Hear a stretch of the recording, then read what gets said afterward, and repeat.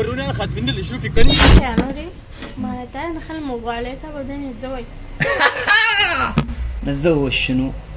نحن داري لنا جخمه كبيره، جخمه ثقيله عديل من العصابه دي. بعد نشوف موضوع العرس ده، العرس ده ما بس ساحل يا اخي كلام فارغ طيب اقسم بالله العظيم يا نوري زيك خلاص انا زهقت منه. وكلام دي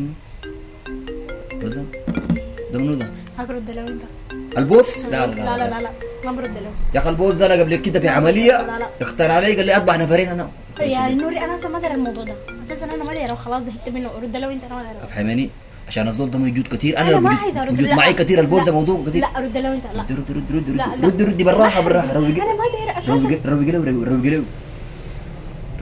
له وما ابو الو ابوكي صبي دوشه سريع شغل كده عمليه كف نف نبقى متجارخين صار.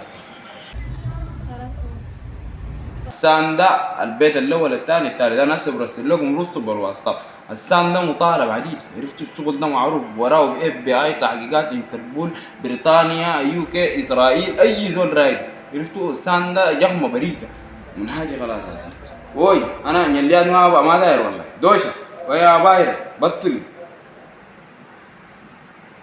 خلاص بلا ما يستر.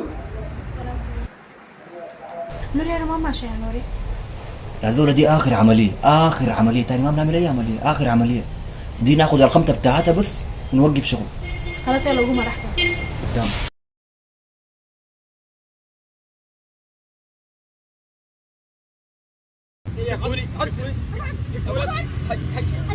يا اخوانا وروني انا خاتفين اللي شنو فكني شنو؟ خاتفين اللي شنو عملت شنو انا انت ما عارف انا عملت شنو؟ ما عملت شنو ما عارف. يلا جيب المويه. لا مويه لا مويه لا مويه لا مويه اثنين مويه شنو الزول ده المفروض نقتله طوالي مباشر. لا ما تقتلوني داري اعيش انا داري اعيش. ليش ليه؟ انا داري اعيش عملت لكم شنو وروني. زيك ده المفروض اصلا ما يعيشوا. انا عملت شنو فكوني يا اخي انت تستغل السودانيين في مصر، تستغل السودانيين في مصر انت. تستغل البنات السودانيات زي في مصر ليه؟ زي امثالك ده المفروض اصلا ما يعيشوا. لازم يموتوا. انا اقول هو انا اصلا ما يشرفوا انه يكونوا سودانيين. يا اخي انت شوهت سمعة اي سوداني. انت المفروض تكون عنوان لبلدك يا اخي. انت والله حطمت السودانيين ذاته هنا يا اخي. انا بضرب حي بالراحه. انا افهموني انا حاسس والله في زول عامل لي حاجه حسنوني ودوني لشيخ طلعوا مني الجندي اعملوا لي اي حاجه عليك والله. يا بوس الزول ده حصنيه. الله حصنتك يا نفسي من الجقق والخالات والفريعات والصبجات وشكس الامارات وناس كعابيش بالذات بركه سيدي البربريه وتيران بدريه بركه كبري شنبات التحت مويه وفوق لمبات بركه العمر اللي ما عمرناها والبغره. تبت لوجه الله هنا يا جماعه. انا والله تبت يا شباب.